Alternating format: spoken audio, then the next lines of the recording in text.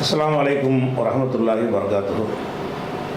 அன்பிற்குரிய சகோதர சகோதரிகளே, நீங்களும் ஆலிம்களாகலாம் என்கிற இந்த பாடத்தில் இடைச்சொற்களை பற்றி, அதில் பெயர் சொற்களுக்கு ஜர்ரு செய்யக்கூடிய 19 இடைச்சொற்களை பற்றிய பாடத்தை பார்த்து வருகிறோம். அதில் முதலாவதாக பாங்கிற எழுத்து, பான்னா பி, கசர் வச்ச பாவுடைய சட்டங்களை, அது என்ன பயன்பாட்டுக்கு வரும் என்பதையெல்லாம் ஓரளவுக்கு நம்ம பார்த்து விட்டோம். அடுத்ததாக இந்த ஜர்ரு செய்யக்கூடிய இந்த 19 எழுத்தில் இன்னொரு எழுத்து என்னன்னு கேட்டால், கசர் வைத்திருக்கக்கூடிய லாம், லீ. இந்த லீ என்பது பி என்ற அளவுக்கு அதிகமான ஒரு பயன்பாடுகள் கிடையாது. லீ என்று சொன்னால் அவனுக்கு, அவனுக்காக, இந்த ரெண்டு அர்த்தம் தான். இந்த லீண்டு ஒன்றில் கொடுத்தோம் என்று சொன்னால் அவனுக்கு உரியது, அந்த அர்த்தத்துக்கு, அந்த அவனுக்கு இவனுக்குன்னு உக்குன்னு சொல்கிறீங்கல்ல, இப்ராஹிமுக்கு, இஸ்மாயிலுக்கு, அல்லாவுக்கு, இந்த அர்த்தத்துக்கு லாம் வரும். அல்லது அல்லாவுக்காக, அவனுக்காக, இவனுக்காக, இந்த இரண்டு அர்த்தங்கள் தான் இந்த லாம் என்பதற்கு வருகிறது. வந்தால் என்ன செய்யணும்னு கேட்டால், அந்த பெயர் சொல்லுக்கு ஜர்ரு செஞ்சிடும். கூடுதலாக என்ன விஷயம் என்று கேட்டால், இந்த அவனுக்கு இவனுக்குங்கிறோம்ல, அப்படி சொல்லும் பொழுது ஒரு வாக்கியம் முழுமை பெறாது. இப்போ அல்ஹம்து, எல்லா புகழும் லில்லாஹி, அல்லாவுக்கு. அல்லாவுக்குன்னா என்ன? அல்லாவுக்கு உரியது. அந்த உக்கு அவனுக்கு இவனுக்குன்னு வர்ற இடங்கள்ல எல்லாமே அந்த உரியதுங்கிற ஒரு வார்த்தை மறைஞ்சு நிற்கும். அதுதான் பயனிலை. அல்ஹம்து, எல்லா புகழும் லில்லாஹி, அல்லாவுக்கு உண்டு, உரியது, உரித்தானது. இந்த கருத்து இந்த லாம் என்ற சொல்லுக்கு பின்னாடி மறைந்து நிற்கும். அந்த மறைந்து நிற்கிற அந்த சொல்லு தான் அந்த வாக்கியத்தை முடிச்சு வைக்கும். இது நம்ம ஃபஸ்ட்டு விளங்கிக்கணும். உதாரணமாக சில உதாரணங்களை பாருங்கள், நமக்கு தெரிஞ்ச உதாரணம். ஃபஸ்ட்டு உதாரணம் அல்ஹம்துலில்லாஹி வச்சுக்கிறோம். ஃபஸ்ட்டு உதாரணம் என்னது? சூரத்துல் ஃபாத்திஹாவில் அல்ஹம்து, எல்லா புகழும், எழுவாய்க்கு ரஃபு செஞ்சுட்டோம். லில்லாஹி, லீ வந்ததுனால அல்லாஹ்ங்கிற வார்த்தைக்கு ஜர், லில்லாஹி. இதுக்கு தான் அந்த பாடத்தை படிக்கணும். லீ என்று வந்தால் என்ன செய்யும்? அந்த பெயருக்கு ஜர்ரு செஞ்சிடும், லில்லாஹி. சரி, அர்த்தம் செய்கிறோம்.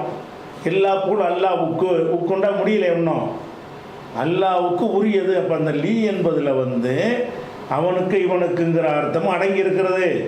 அதோட மறைந்திருக்கிற ஒரு அர்த்தம் என்னன்னு கேட்டால், அவனுக்கு சொந்தம், அவனுக்கு உரியது. அல் மாலு லீ, இந்த காசு எனக்கு உரியதுன்னு வச்சுக்கணும். அல் கலமும் இருக்குது, பேனாவை எடுத்துக்கிட்டு அல் கலமும் லீ, இந்த ஹாதல் கலமும், இந்த பேனா லீ, எனக்கு. எனக்குன்னா என்ன? எனக்கு உரியது. இந்த உரியதுங்கிற சொல்ல மாட்டாங்க. தமிழில் அதிகமாக சொல்ல மாட்டோம். இது எனக்கு உனக்குன்னு சொல்லிக்கிடுவோம். சில நேரங்களில் சொல்லிடுவோம். அரபு மொழியில் இதை சொல்லவே மாட்டாங்க. இதை எனக்கு உரியது, அவனுக்கு உனக்கு சொந்தம் அப்படிங்கிறதெல்லாம் நம்ம அதில் மறைச்சி வச்சுக்கிடுவாங்க. அது லீக்குள்ளே அடங்கி இருக்கிறது. அப்போ அல்ஹம்து, எல்லா புகழும் லில்லாஹி, அல்லாவுக்கே உரித்தானது. என்ன மாதிரி வார்த்தையை நீ போட்டுக்கலாம். உரியது, சொந்தம், உடைமை, அந்த கருத்துப்பட உள்ள வார்த்தை அங்கே ஒளிஞ்சு நிற்கும். அதே மாதிரி லஹுல் முல்கு, இந்த வாசம் அடிக்கடி நீங்கள் துவாக்கெல்லாம் என்ன செய்வீங்க? லா ஷரீக்க லஹு, லஹுல் முல்கு. லஹுனா என்ன? அவனுக்கு. அவனுக்குன்னு மட்டும் அர்த்தம் செய்யக்கூடாது. அவனுக்கு உரியது. லஹுண்டா என்ன அர்த்தம்? லஹு என்பதற்கு அர்த்தம் அவனுக்கு தான். இந்த அவனுக்கு என்பதற்கு பின்னாடி உரியது மறைந்து நிற்கும். அவனுக்கு சொந்தம், அவனுக்கு உரித்தானது, அவனுக்கு உடைமை, அவனுக்கு உரியது, இப்படிங்கிற ஒரு கருத்து என்ன செய்யும்? அதில் மறைந்து நிற்கும். அப்போ லஹு, அவனுக்கு உரியது. அல் முல்கு, முல்கு என்றால் அதிக ஆட்சி. மன்னருக்கு மலிக்குங்கிறாங்கள, மாலிக்குண்டு. அப்போ முல்குன்னா ஆட்சி, அதிகாரம். அப்போ லஹுல் முல்கு, ஆட்சி அதிகாரம் அவனுக்கே உரித்தானது. இதில் இன்னொரு கூடுதல் விஷயம் தெரிஞ்சுக்கலாம். இந்த லஹுல் முல்கு மாற்றி போட்டிங்கன்னு வைங்க, அல் முல்கு லஹு அப்படின்னு சொல்லலாம். லஹு அல் முல்குன்னு சொல்லலாம். இந்த லஹு அல் முல்க்குங்கிறத முன்னாடி போட்டிங்கன்னு சொன்னால் அவனுக்கேங்கிற அந்த ஒரு அந்த அழுத்தம் கொடுக்குற அர்த்தம் வந்துடும். அல் முல்கு லஹு, ஆட்சி அதிகாரம் அவனுக்குரியது. லஹுல் முல்கு, அவனுக்கே ஆட்சி அதிகாரம் உரியது. இந்த அவனுக்கேங்கிற அவனுக்குத்தான், அவனுக்குத்தான் அந்த அர்த்தத்தை நாடினால் இந்த லாமு போடுறத முன்னாடி கொண்டு போய் போட்டுருங்க. சாதாரண அர்த்தத்தில் சொல்வதாக இருந்தால் என்ன செய்யுங்க, பின்னாடி கொண்டு வாங்க. அல் கிதாபு, இந்த புஸ்தகம், லி பக்ரின், பக்கருக்கு உரியது. அல் கிதாபு, இந்த புஸ்தகம், லி ஃபாத்திமா, லி ஃபாத்திமத, அதில் ஜருத்தனின் வராதுல, ஃபாத்திமாவுக்கு உரியது. உரியதுன்னு சொல்ல மாட்டோம். லி ஃபாத்திமாண்டாலே போதும், ஃபாத்திமாவுக்கு உரியது.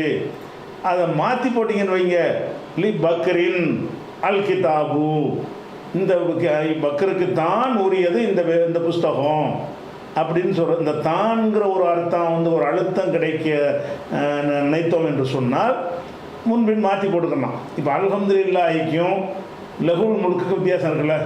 இப்போ டிஸ்பிளேல லஹுல் முல்கு காட்டுறோம், இதில் லாமு முந்தி வந்திருக்கு லஹுங்கிறது. அல்ஹம்துலில்லாஹில் எது முந்தி இருக்குது, அல்ஹம்து முந்தி இருக்குது. லில்லாஹி, லீ பின்னாடி வந்துருச்சு. அந்த லீ இடம்பெற்றிருக்கிற இணைந்து வரக்கூடிய பெயர் சொல் பின்னாடி வந்திருக்கிறது. லகுல் முல்குல முன்னாடி வந்திருக்கிறது. அப்படி முன்னாடி வந்துச்சுன்னு சொன்னால் என்ன அர்த்தம் வந்துடும்னா ஒரு அழுத்தம் வந்துவிடும். அப்போ எந்த இடத்துல எல்லாம் அவனுக்கு இவனுக்கு என்கிற அர்த்தம் வருகிறதோ அங்கே எல்லாம் உரியது என்ற ஒரு சொல் ஒளிந்து நிற்கும். அவனுக்காக இவனுக்காக அர்த்தம் செய்கிற இடத்துல ஒளிஞ்சு நிற்காது. அவனுக்காக அர்த்தம்னா அர்த்தம்னு சொல்லணும். இதற்காக அதற்காகன்னு ஒரு காரணத்துக்கு லாம போட்டிங்கன்னு வைங்க, அங்கே எந்த ஒரு சொல்லும் மறைந்து நிற்காது. காரணத்துக்கு இல்லாமல் உடைமைக்காக, உடைமையை சொல்வதற்காக வேண்டி ஒரு ஒரு பெயர் சொல்ல பயன்படுத்தினீங்கன்னு சொன்னால் அந்த இடத்துல என்ன வரும்னு கேட்டால் அந்த உடைமையானதுங்கிற வார்த்தை மறைந்து நிற்கும். அந்த லாமுக்குள்ளே அது அடங்கியிருக்குன்னு அர்த்தம். இந்த லாமுக்குள்ளே என்ன இருக்குது, இப்போ லாமுடைய அர்த்தம் இப்படி ரெண்டு அர்த்தம், அவனுக்கு என்ற அர்த்தத்தோட அது அந்த உடையது உடைமை என்கிற கருத்தை மறைந்து நிற்கும். இப்போ பாருங்கள், லகுல் முல்கு, லகு அவனுக்கே உரியது, அவனுக்கே மட்டும்தான் இருக்குது. நம்ம உரியதை அதை சேர்த்துக்கணும். லகு அவனுக்கே உரியது, அல் முல்கு அதிகாரம். இந்த லகுவில் பாருங்கள், இந்த லாம் ஹூ மாறல பார்த்தீங்களா, பிஹியில் மாறினுச்சுல. பிஹிங்கிற அந்த பி வரும்போது இந்த ஹூ என்பது ஹீண்டு மாறினுச்சு. லாமு வரும்போது லமீரில் மாறல, லகு. இன்னொரு விஷயத்தை கவனித்துக் கொள்ள வேண்டும். இந்த லாமுக்கு கசர் வச்ச லாமு தான் பேசிகிட்டு இருக்கிறோம். எதை பேசிகிட்டு இருக்கிறோம், கசர் வச்ச லாம். அப்போ அல்ஹம்துலில்லாஹில என்ன இருக்குது, கசர் இருக்கா, அல்ஹம்துலில்லாஹி லீ கசர் இருக்கு. லகுல் முல்குல கசராக இருக்குது, லிஹுண்டா இருக்குது. லகுல் முல்குல லாமுக்கு ஃபத்தஹ் இருக்குது. ரெண்டு வேற நினச்சிடக்கூடாது. இந்த லாமு அந்த லாம். லமீரில் வரும்போது மட்டும் இந்த கசர் வச்ச லாமு ஃபத்தஹ் வச்ச லாம மாறிக்கிறோம். லீ தான் இந்த சொல்லு, லிஹு தான் என்னோட அசல். லிஹுமான் தான் அசல் இருக்கும். அது அது லிஹு சொல்ல சிரமமாக இருக்கிற காரணத்தினால லமீரில் சேர்க்கும் பொழுது லாம ஃபத்தஹ் வச்சிடுறாங்க. ஆனால் இது கசர் வச்ச லாமு தான். லகுன்னு நம்ம சொன்னாலும் இது என்ன லாமு தான், இது கசர் வச்ச லாமு ஒரு காரணத்திற்காக, லேசுக்காக வேண்டி ஃபத்தஹாக மாற்றி இருக்கிறார்கள். ரெண்டும் ஒன்று தான். லில்லாஹின்னாலும் லகுண்டான அர்த்தம் அதே தான். லில்லாஹி அல்லாவுக்குரியது, லகு அவனுக்குரியது. அப்போ லகுவில் இந்த லாமு எல்லா லமீர்லையுமே 14 இடங்கள்லையும் இந்த லாமு போட்டிங்கன்னு சொன்னால் ஃபத்தஹ் வச்சு தான் வரும். எப்படி, லகு, லகுமா, லகும், லஹா, லகுமா, லகுன்னு லிகுன்னு வரல பாருங்க. லக்க, லக்குமா, லக்கும், லக்கி, லக்குமா, லக்குன்னு லீ அங்கே மட்டும் கசர் வந்துடும். ஏன்னா ஏ வர்றதுனா ஒரு வழியே இல்லை. எந்த சொல்ல வந்தாலும் கசராகி போயிடும். அப்போ லீ லனா. அப்போ இந்த லாம் என்பது கசர் வச்ச லாமு, அது கசர் வச்ச லாமாகத்தான் இருக்கும். அது லமீர்களில் சேரும் பொழுது மாத்திரம் அது ஃபத்தஹ் வச்ச லாமாக மாறிக்கொள்ளும். அது ரெண்டும் ஒன்று தான் விளைக்கணும். ஃபத்தஹ் வச்ச லாமாக மாற்றா கூட அந்த லில்லாஹி என்பதில் உள்ள லாமும் சரி, லகுல் முல்குல உள்ள லாமும் ஒரே மாதிரியானது தான். இது வணங்கிட்டோமா. சில உதாரணங்கள், இன்னும் சில உதாரணங்களை பார்த்துருவோம். லகுல் ஹம்து, லகுல் ஹம்துன்னா என்ன அர்த்தம், லஹு அவனுக்கே உரியது, உரியது சேர்த்துக்கன்னு பாருங்க, லஹு அவனுக்கே உரியது. அல்ஹம்து புகழ், அல்ஹம்து லஹு மாற்றியும் போடலாம். அல்ஹம்து புகழ், லஹு அவனுக்கு உரியது, லஹுல் ஹம்து அவனுக்கே புகழ் உரியது. இந்த லஹுன்னு முன்னாடி போட்டால் அவனுக்கேன்னு என்ன செஞ்சிடும், அவனுக்கு தான் என்கிற ஒரு அர்த்தம் வந்துடும். இப்படி முன்பின் மாற்றி போட்டிங்கன்னா அல்ஹம்து லஹுன்னா எல்லா புகழும் லஹு அவனுக்கு உரியது. அப்போ லஹு வந்து கசர் வச்சலாமு தான் ஃபத்தஹ் வச்சலாமும் மாறி இருக்குது. அதே மாதிரி பாருங்கள், குர்ஆனில் உள்ள சில வசனங்களை எடுத்து காட்டுறேன். அன்னங்கிறத விட்டுருங்க, லஹும் லஹும் மட்டும் பார்த்தா போதும் நமக்கு. லஹும்டான்னு அர்த்தம் அந்த லீ தான் லாண்டு வந்திருக்குது, லமீரில் மாறிடும் படித்தோம்ல. லஹும்னா அவர்களுக்கு உரியது. லஹும்டானது லா வந்ததுனால அந்த உக்குண்ட அர்த்தம் வந்துடும். உரியதுங்கிறது அங்கே ஒளிஞ்சு நிற்கிறது. ரெண்டு அர்த்தத்தையும் சேர்த்து இப்போ செய்யணும். லஹும் அவர்களுக்கு உரியது ஜன்னாத்தின் சொர்க்கங்கள். ஜன்னத்து என்பதனுடைய பன்மை ஜன்னாத்துன். ஜன்னாத்துன்னா சொர்க்கச்சோலைகள் அவங்களுக்கு இருக்கிறது. அப்போ ஜன்னாத்தின் என்பதில் வந்து என்ன வரணும் என்று கேட்டால், ஜன்னாத்தின் வந்துருக்குல்ல, அது ஏன் உங்களுக்கு சந்தேகம் வரலாம். ஏன்னா அந்த ஜன்னாத்துங்கிற இந்த அலிஃபித்தே வரக்கூடிய சொல்லுக்கு வந்து என்ன வராது, நசபு வராது. என்ன வரும், ரஃபோ வரும், ஜர் மாதிரி வரும். ஜன்னாத்துன், ஜன்னாத்தின், ஜன்னாத்தன் வராது. நீங்கள் ஏற்கனவே இந்த வேற்றுமை உருவு பாடத்தில் வந்து உங்களுக்கு நடத்தியிருக்கிறோம். வேற்றுமை பாடத்தில் முஸ்லிமாத்துன் இருக்குது. முஸ்லிமாத்துன் ரஃபோ செய்யும்போது, முஸ்லிமாத்தின் நசபு செய்யும்போது, ஜர்ரு செய்யும்போது. அப்போ நசபு ஜர்ரு செய்யும்போது என்ன செய்யணும், முஸ்லிமாத்தின் என்று வரும். ரஃபோ செய்யும் பொழுது முஸ்லிமாத்துன் என்று வரும். நசபு வராது. நசபு அந்த நசபு தான், நசபுனா அந்த ஃபத்தஹ் வடிவத்தில் என்ன செய்யாது, நசபு வராது. அப்படி வரும் பொழுது இந்த இடத்துல ஜன்னாத்தின் வந்திருக்கு இல்லையா, இது ஏன் வந்திருக்கு என்று கேட்டால், இந்த ஜன்னாத்து என்பது வந்து அவர்களுக்கு உண்டு. என்ன உண்டு, ஜன்னாத்து உண்டுன்னா எழுவாயத்தனை வருது. அவர்களுக்கு உண்டு, என்ன உண்டு, ஜன்னாத்துன் ரஃபோ தான் வரணும். அல்ஹம்து லஹுல் முல்கு அப்படின்னு சொல்லி ரஃபோ வர வேண்டிய இடம் தான் உங்களுக்கு தெரியுது. ஆனால் ரஃபோ வர்றதா இருந்தால் எப்படி வந்திருக்கணும், ஜன்னாத்துன் என்று வந்திருக்கணும். அப்போ வரல, ஜன்னாத்தின் வந்திருக்குது. அப்போ இது வந்து ஜர்ரா இருக்கணும் அல்லது என்னவா இருக்கணும், நசபாக இருக்கணும். ஜர்ருக்கு எந்த ரீசனுங்க இல்லை. அப்போ நசபு தான் இது. ஜன்னாத்தின் என்பது என்னது, நசபு. நசபு எதுக்கு வருது என்று கேட்டால், இந்த அண்ணங்கிற ஒரு சொல்ல ஆரம்பத்தில் இருக்கு பாருங்க, அதுக்கு அதான் வேலையை. அண்ணங்கிற வார்த்தை என்ன செய்யும்னு கேட்டால், அந்த எழுவாயில் வந்துச்சின்னு சொன்னால் ரஃபா இருந்து நசபை மாற்றி விட்டுரும். இந்த பாங்க சொல்கிறாங்க, அஷ்ஹது அன்ன முஹம்மதன், முஹம்மதுன் தான் அந்த சொல்லு. இந்த அண்ணன் வந்ததுனால என்ன செய்கிறீங்க, அன்ன முஹம்மதன் கலிமா சொல்லி கொடுக்கும்போது என்ன செய்கிறோம், அஷ்ஹது அல்லா இலாஹ இல்லல்லாஹு அஷ்ஹது அன்ன முஹம்மதுன் அப்துஹுன்னு சொல்லி கொடுக்க மாட்டோம். இப்படி சொல்லி கொடுப்போம், அஷ்ஹது அன்ன முஹம்மதன் அப்துஹு. அந்த அண்ணன் வந்துச்சுன்னு சொன்னால் நசபு செய்யணும். இப்போ லஹும் அவர்களுக்கு உண்டுங்கிறது இது பயனிலை. ஜன்னாத்தின், ஜன்னாத்து உண்டு. ஜன்னாத்து உண்டு என்னது, எழுவாய். எழுவாய் வந்து இந்த அண்ணன் இல்லாட்டி ஜன்னாத்துன் என்று வந்திருக்கும். அண்ணன் இருக்கிற காரணத்தினால அதுக்கு வந்து நசபு தான் செய்யணும், ஜன்னாத்தன் என்று தான் செய்யணும். ஆனால் இது அலிஃபுத்தே இருக்கிற ஜம்மா இருக்கிற காரணத்தினால இதில் வந்து அந்த நசபு வராது. துன் தின் ரெண்டு தான் வருமே தவிர தன் என்கிறது வராது. அதனால் ஜன்னாத்தின்ல இருக்கிறது என்னது, நீங்கள் கசரு கிடையாது, இதில் இருக்கிற நசபு இருக்குது. ஏன் நசபு இருக்குது, அண்ணன் என்பதற்காக வேண்டி அது நசபு இருக்குது. இது விளங்கிக்கணும். நாம தான் டாபிக். அதே மாதிரி இப்படி குரானில் உள்ள எல்லாம் குரானில் உள்ளதான், நம்பர் போடாமல் செய்யணுன்னுட்டா நிறைய இடத்துல வந்திருக்கிறதுனால இந்த வாரத்து குரான் நிறைய வரும். லஹு, லஹுன்னா அவனுக்கே உரியது. லஹுண்டானது உரியது, எல்லா இடத்துலையும் சேர்த்துணும் கவனமாக. உரியது உரித்தானதுங்கிறது இருக்காது. லஹு அவனுக்கே உரியது. லாமு வரும்போது மட்டும் பிகிலாம் நம்ம சேர்த்துடக்கூடாது. லஹு லாமு வரும்போது மட்டும் என்ன செய்யணும், லஹு அவனுக்கே உரியது. முல்கு சமாவாத்தி, சமாவாத்துன்னா வானங்கள், சமாண்டா வானம் ஒருமை, சமாவாத்து என்று சொன்னால் பல வானங்கள் பன்மை. அப்போ முல்கு வந்து சமாவாத்தில் இலாபத்து பண்ணியிருக்கு. முல்கு சமாவாத்தி வானங்களின் ஆட்சி அதிகாரம். வானங்களுடைய அதிகாரம் அவனுக்கே உரியதுன்னு இருக்குது. இப்போ லகுன்றது வந்து அவனுக்கே உரியது என்ற அர்த்தம் லகுக்கு வந்துருச்சு, லாமுக்கு வந்துருச்சு. என்ன உரியது? முல்கு, அது எழுவாய். ஆட்சி உரியது, வானங்களுடைய ஆட்சி அவனுக்கு உரியது. இதெல்லாம் அந்த லாமு வந்து அவனுக்கு இவனுக்குங்கிற அர்த்தத்தில் வரும்ல, அதற்கான உதாரணம். அதே மாதிரி இதெல்லாம் இதுவும் குரானில் உள்ளதுக்கு நம்பர் போடாமல் இருக்கிற காரணம் என்னன்னு கேட்டால், இது பல இடங்களில் குரானில் வருது இந்த வாசகம். அதனால் நீங்களும் தேடி பார்த்து எடுத்துக்கொள்ளணும்னு இருக்குது தான். அதுக்கப்புறம் லகும்டா என்ன? அவர்களுக்கு உரியதுன்றன்னு. இப்போ இந்த லகும் போட்டோட என்ன செய்யணும்? அவர்களுக்கு என்று மட்டும் அர்த்தம் செய்யாமல் லகும் அவர்களுக்கு உரியது. ஃபித் துன்யா, துன்யாண்டா உலகம், அத்துன்யாண்டா இந்த உலகம், அல் சேர்த்துட்டோம்ல. ஃபித் துன்யாண்டா இந்த உலகில்.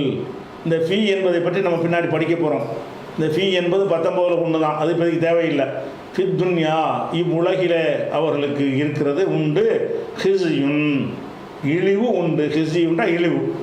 லகும் அவர்களுக்கு இருக்கிறது உண்டு. ஃபித் துன்யா இந்த உலகத்தில் இருக்கிறது. ஹிஸ்யுன் இழிவு இருக்கிறது. அப்போ இந்த லகுங்கிறது லாமு வந்தனால என்ன அர்த்தம் வந்துருச்சு? அவர்களுக்கு உரியது, அவர்களுக்கு இருக்கிறது என்ற அர்த்தம் வந்துவிட்டது. அதே மாதிரி வந்து அல்ஹம்துலில்லாஹ் பல தடவை பார்த்தாச்சு. அதே மாதிரி வந்து குல்ஹுல்லா சூராவில் வரும் பாருங்க, வலம் யகுன் லகு குஃபுவன் அஹது. லகுன்னா அது எதிர்மறை அங்கே வருது பாருங்கள். இதில் என்ன வருது? அது உடன்பாடாக இருந்துச்சுன்னு சொன்னால் அந்த உரியதுங்கிற வார்த்தையை நம்ம சொல்ல மாட்டோம். எதிர்மறையாக இருந்தால் சொல்லத்தானே வேணும், சொல்லத்தான் வேணும். லம் யகுன் இல்லை, லம் யகுன்னா இல்லை, லகு அவனுக்கு இல்லை, குஃபுவன் நிகராக, அகதுன் எவனும் இல்லை. வளம் யகுன், இந்த வளம் யகுன் இல்லாமல் வச்சு பார்த்தா என்ன அர்த்தமாயிரம்? லகு அவனுக்கு இருக்கிறது, குஃபுவன் நிகராக, அகதுன் ஒருவன் இருக்கிறான், அப்படி அர்த்தம் வந்துடும். இந்த இடத்துல இல்லைங்கிற வார்த்தையை சொல்வதாக இருந்தால் அது மறைஞ்சு நிற்காது. இருக்கிறான்ங்கிற சொல்கிறதா இருந்தால் தான் அது மறைஞ்சு நிற்கும். இல்லைன்னு சொல்கிறாருந்தா உடச்சே சொல்லி போடணும். எப்படி சொல்லணும்? ஒலம் யகுன், லம் யகுன் என்றால் இல்லை, இருக்கவில்லை. லகு அவனுக்கு இருக்கவில்லை, குஃபுவன் நிகராக இருக்கவில்லை, அகதுன் எவனும் இருக்கவில்லை. அப்போ இதுவும் அந்த அர்த்தம் தான் வருது. அதே மாதிரி 111வது சூறாவில் வந்து வரும்ல, குலியாஹில் காஃபிரூன்ல, அதில் என்ன வருது? லக்கும். லக்கும்டா என்ன அர்த்தம்? உங்களுக்கு, உங்களுக்கு உரியதுன்னு சொல்லி தான். லக்கும் உங்களுக்கு உரியது, தீனுக்கும் உங்கள் மார்க்கம், உங்கள் மார்க்கம் உங்களுக்கு உரியது. வலிய தீன், வலி என்றும் சொல்லலாம், வலிய என்றும் சொல்லலாம். வலிய எனக்கு உரியது, தீனி என்னுடைய மார்க்கம்.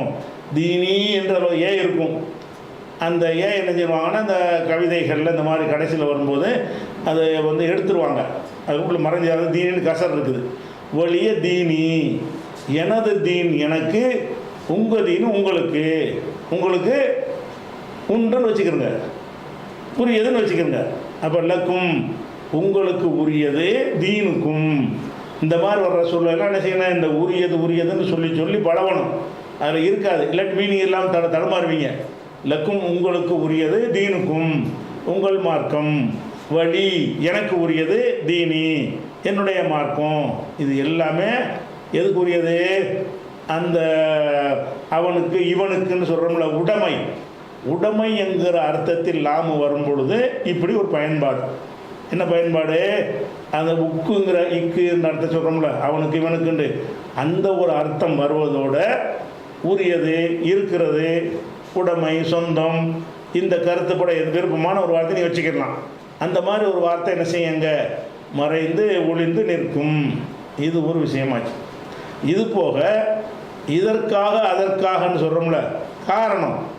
ஒரு செயலை செய்வதற்கு ஒரு காரணம் இருக்கும்ல, அந்த காரணத்திற்காக வந்து பயன்படுத்தும் பொழுது அந்த பீங்கிற வார்த்தையை பயன்படுத்துவாங்க என்பது முன்னாடி நம்ம சொல்லியிருக்கிறோம்.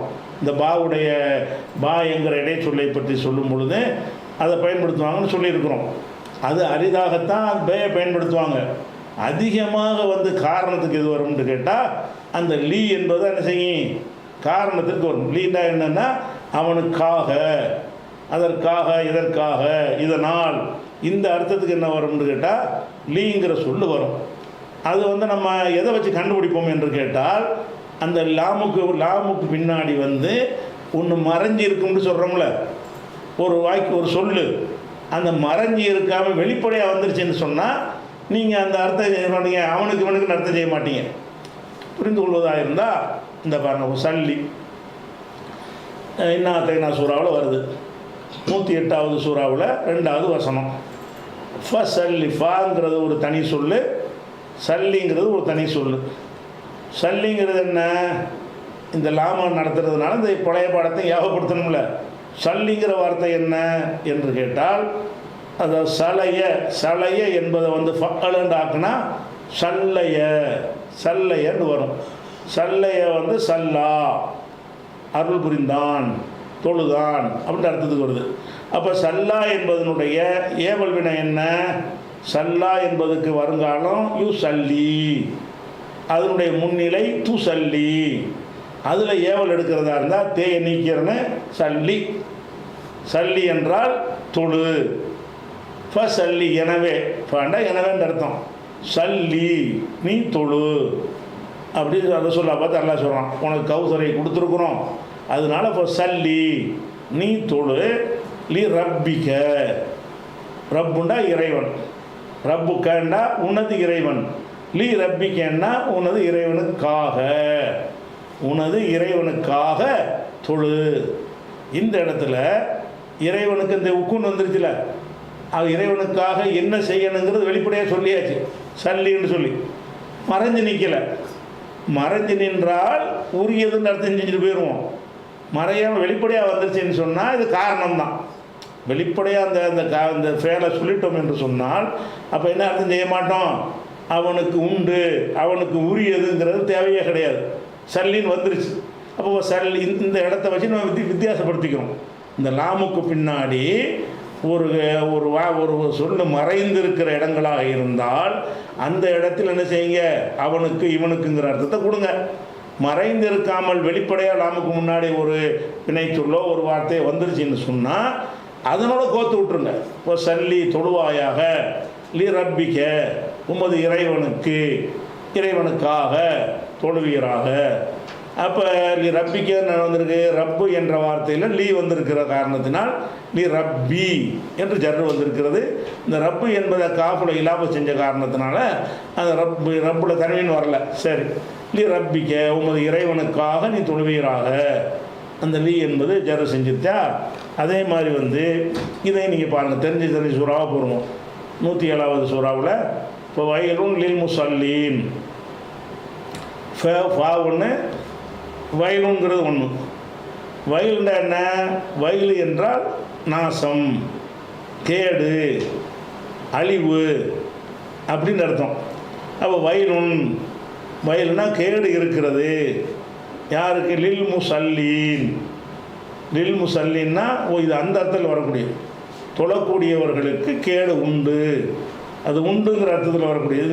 இந்த காரணத்துக்குள்ள அர்த்தம் இல்லை, இதுக்கு காட்டுற உதாரணம் இல்லை, அது காட்டியிருக்கணும். அதுக்கு அடுத்தது கொண்டு காட்டுறதா இருந்தால் இந்த வகுஃபீர் மன்னிப்பாயாக, இல்லைனா எங்களுக்காக நீ மன்னித்து விடுவாயாக, எங்களுக்காக அந்த காகங்கிற சொல்லுங்க கொடுக்குறோம் என்று கேட்டால் இந்த லாமு ஒட்டுவதற்குரிய வினை சொல்லி இதிலே வந்துருச்சு. வகுஃபீர் நீ மன்னிப்பாயாக, நீ மறைஞ்சி இருக்கலை, வெளிப்படையாக இருக்குது. இப்படியான இடம் வரும்போது என்ன செஞ்சிருந்தேன், அவனுக்காக இவனுக்காக அப்படின்னு நினச்சிக்கிறோம். அதே மாதிரி வந்து இந்த ஒரு புஸ்தகம் இருக்கிறது, ஒரு பேனா இருக்கிறது, அல் கலமு, இந்த பேனா லி ஜெய்துக்கு உரியது இப்படி வருது. ஆழ்த்தைத்து நான் கொடுத்தேன், லி ஜெய்துக்காக கொடுத்தேன். அதே லீ என்பது தான் பயன்படுத்துகிறோம். அல் கலமு லி என்று சொல்லும் பொழுது அந்த உரியதுங்கிறது அங்கே ஒழிச்சு வச்சுருக்குறோம். கொடுத்தேன் என்பது கொடுத்தேன் அடிப்படையாக சொல்லிட்டோம்ல, அதனால் அங்கே என்ன செய்யக்கூடாது, உரியதுங்கிறத ஒழிக்கக்கூடாது. ஆழ்த்தைத்து நான் கொடுத்தேன், லி ஜெய்துக்காக ஒன்றை கொடுத்தேன். அப்போ இந்த லாம் என்பதற்கு வந்து 2 பயன்பாடு தான். ஒன்று வந்து அவனுக்காக அப்படின்ற அர்த்தம், இன்னொன்று வந்து அவனுக்கு உரியது, அவனுக்காகங்கிற ஒரு அர்த்தம் ஒன்று, அவனுக்கு உரியதுங்கிற ஒரு அர்த்தம். இந்த இரண்டு அர்த்தத்துக்கு எது வரும்? லாமு வர ஜர்ரு செஞ்சிடும். 19 எழுத்தில் ஒரு எழுத்து இது லாமு, அதுவும் ஜர்ரு செஞ்சிடும். இது இது ஒரு கம்மியான பயன்பாடு தான் உங்களுக்கு. பாவுல மாதிரி ரொம்ப நேரம் இழுத்துட்டு வர்ற விஷயம் இல்லை. அடுத்ததாக இன்னொரு உதாரணம் காட்டுவதாக இருந்தால், இன்னும் முக்கியமாக உள்ளது. இது வந்து சத்தியம் செய்கிறதுக்கு வரும். எப்படி வரும்? ஒல்லாஹிங்கிறோம்ல, அல்லாங்கிறதுல மட்டும்தான் சேர்த்து வரும். வந்த மாதிரி பில்லாஹி, அல்லாஹ்வின் சத்தியமாகன்னு சொல்லுவாங்க இல்லையா? அதே மாதிரி லில்லாஹின்னா அது மட்டும் வரும். லில்லாஹின்னு மட்டும் ஆரம்பிக்குன்னு வைங்க. அப்படி வந்துச்சுன்னு சொன்னால் அல்லாஹ் மேலே சத்தியமாகன்னு பயன்படுத்துவாங்க. இதுக்கெல்லாம் நீங்கள் தேடி பார்த்தாலும் குர்ஆன் ஹதீஸிலேருந்து பெருசாக உதாரணம் கிடைக்காது. இது ரொம்ப ரொம்ப அரிதாக கவிஞர்கள் குறைவாக பயன்படுத்தக்கூடியது. லாம வந்து சத்தியத்துக்கு பயன்படுத்துறது வந்து ரொம்ப குறைவு. கசமுக்கு பயன்படுத்துவாங்க, ஆனால் அது பேச்சு வழக்கலை ஜாஸ்தியாக பயன்படுத்துறது இல்லை. குர்ஆன்லேயும் அப்படி இல்லை, ஹதீஸ்களையும் நம்ம தேடி பார்த்த வரைக்கும் கிடைக்க மாட்டேங்குது. அப்போ லில்லாஹி என்றால் என்னது? அல்லாஹ்வின் மீது சத்தியமாக என்றும் சில இலக்கியங்களில் குறைவாக பயன்படுத்துகிறாங்க. இது வந்து நீங்கள் மனசில் வச்சுக்கிற அவசியமும் கிடையாது. இது மாதிரி அந்த நீங்கள் படிக்கக்கூடிய புஸ்தகங்கள் இது வரவே போகிறதில்ல. ஆனால் தெரிஞ்ச நாலேஜுக்கு வச்சுக்கலாமே தவிர யூஸ் ஆகாது. இது நம்ம அல்லாஹ் வந்து அல்லாஹி ஒல்லாஹின்னு சத்தியம் செய்வாங்க, வாவை போட்டு செய்வாங்க. இல்லைன்னா என்ன செய்வாங்க? பில்லாஹி ரொம்ப கம்மியாக செய்வாங்கன்னு வைக்கலாம். வாவு தான் அதிகமாக போடுவாங்க. அதனால் வந்து அந்த இது இல்லை. அடுத்தது வந்து ரெண்டு எழுத்து படிச்சிட்டோமா? ஒன்று பான்னு சொன்னால் கசர் வச்ச பி. இரண்டாவது லாம் என்று சொன்னால் கசர் வச்ச லீ. இந்த லீ வந்து லமீரில் சேரும்போது பத்தக வச்ச லாமாகிக்கிறோம். இது ஒரு எக்ஸ்ட்ரா உள்ளது, சிறப்பு சட்டம். அடுத்ததாக மூணாவது உள்ளது என்னென்னு கேட்டால் மின்.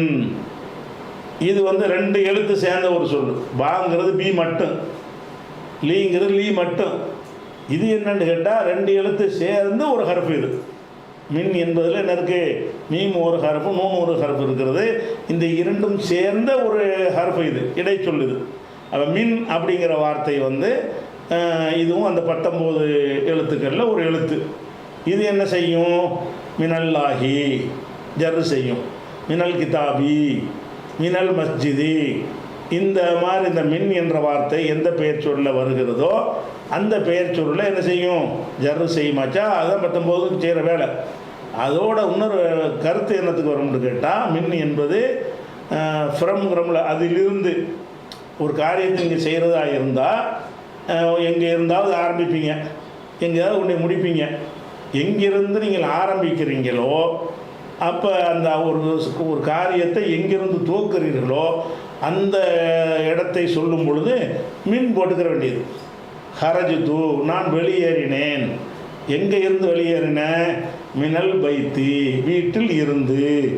ஃபஸ்ட்டு ஸ்டார்டிங் அங்கே தான் ஆரம்பிக்குது. வெளியேறுதல் எங்கேருந்து ஆரம்பிக்குது? வீட்டிலேருந்து ஆரம்பிக்கிறது. மினல் மஸ்ஜிதி, பள்ளிவாசலில் இருந்து வெளியேறினேன். மினல் பைத்தி, வீட்டில் இருந்து அப்படி சொல்கிறோம்ல, இது மாதிரி உள்ளது. மினல் மஸ்ஜிதில் ஹராமி, குர்ஆனில் கூட அல்லாஹ் சொல்லி காட்டுறான். அஸ்ராபி அபுதிஹி, தன்னுடைய அடியானை அல்லாஹ் வந்து இரவில் அழைத்து சென்றான். மினல் மஸ்ஜிதில் ஹராமி, மஸ்ஜிதுல் ஹராமில் இருந்து. மின்னுண்டா என்ன? ஃப்ரம், இதிலிருந்து அதிலிருந்துங்கிறோம்ல, அந்த இதிலிருந்து அதிலிருந்துங்கிறதுக்காக வேண்டி பயன்படுத்துகிற வார்த்தை அது மின் என்கிற வார்த்தை. ஜாஸ்தியாக அந்த அர்த்தம் தான், குறைவாக இன்னொரு அர்த்தத்துக்கு ரெண்டாவது பார்ப்போம். உதாரணத்துக்கு இப்போ இது பழக்கமாக கிராமர் புஸ்தகங்களில் இந்த உதாரணம் தான் போடுவாங்க. எப்படி போடுவாங்க? சிர்த்து என்றால் நான் இரவில் நடந்தேன். சார என்கிற சொல்லுடைய தன்னிலை ஒருமை தான் சிர்த்து. அவ்வளோருந்து துண்டு வருதில்ல, சார சாரா சாரு, சாரத்து சாரத்தா, சிறுத்துமா சிறுத்தும்னா சிறுத்து. சாரன்னா இரவில் பயணித்தான் அர்த்தம்.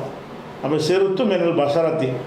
பசராங்கிறது பசாராண்டு ஒரு ஊர் இருக்குல்ல, ஈராக்கில் இருக்கிற ஊர். பசராவில் இருந்து இலல் கூஃபத்தி, கூஃபா வரைக்கும் நான் போனேன். அந்த மின்னுக்கு அர்த்தம் காட்டுறதுக்காக என்ன செய்வாங்க? மினல் பசரத்தின்னு சொல்லுவாங்க. அப்போ இந்த மின் என்கிற வார்த்தைக்கு என்ன அர்த்தம்? இருந்துங்கிற ஒரு அர்த்தம். அது வந்து ஜர்ரு செஞ்சிடும். அது போக இந்த உதாரணத்திலேருந்து இன்னொரு கூடுதல் தகவல் சொல்ல வேண்டியிருக்கிறது. அதன் சார் நாளைக்கு பார்ப்போம்.